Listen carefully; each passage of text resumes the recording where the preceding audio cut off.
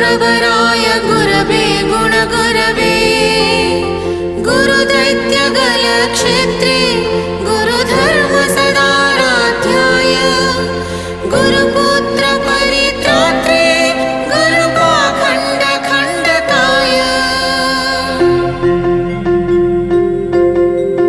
गीतसाराय गीततत्त्वाय गीतगोत्राय धीमहि गूढगुल्फाय गन्धमत्ताय गोजीयप्रदाय धीमहि गुणातीताय गुणाधीशाय गुणप्रविष्टाय धीमहि एकदन्ताय वक्रतुण्डाय गौरीतनयाय धीमहि गजेशानाय भालचन्द्राय श्रीगणेशाय धीमहि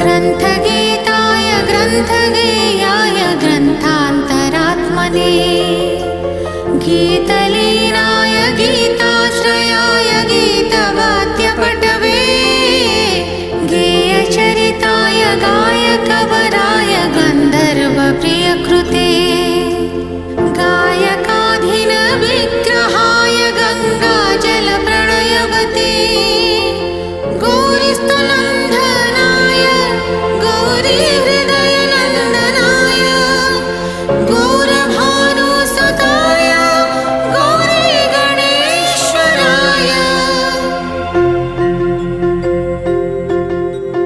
गौरीप्रणयाय गौरीप्रवणाय गौरभावाय धीमहि गोसहस्राय गोवर्धनाय गोपगोपाय धीमहि गुणातीताय गुणाधीशाय गुणप्रविष्टाय धीमहि एकदन्ताय वक्रतुण्डाय गौरीतनयाय धीमहि गजेशानाय भालचन्द्राय श्रीगणेशाय धीमहि एकदन्ताय वक्रतुण्डाय गौरीतनयाय धीमहि गजेशानाय भालचन्द्राय श्रीगणेशाय धीमहि இந்து மக்கள் நம் தெய்வமாகி நாம் தொண்டில் வீழ வேண்டும்.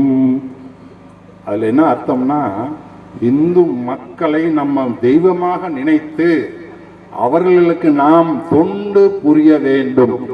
இந்த பாட்டு தான் எங்க சங்கத்தில் எனக்கு பிடிச்ச 2 வரி பாட்டு.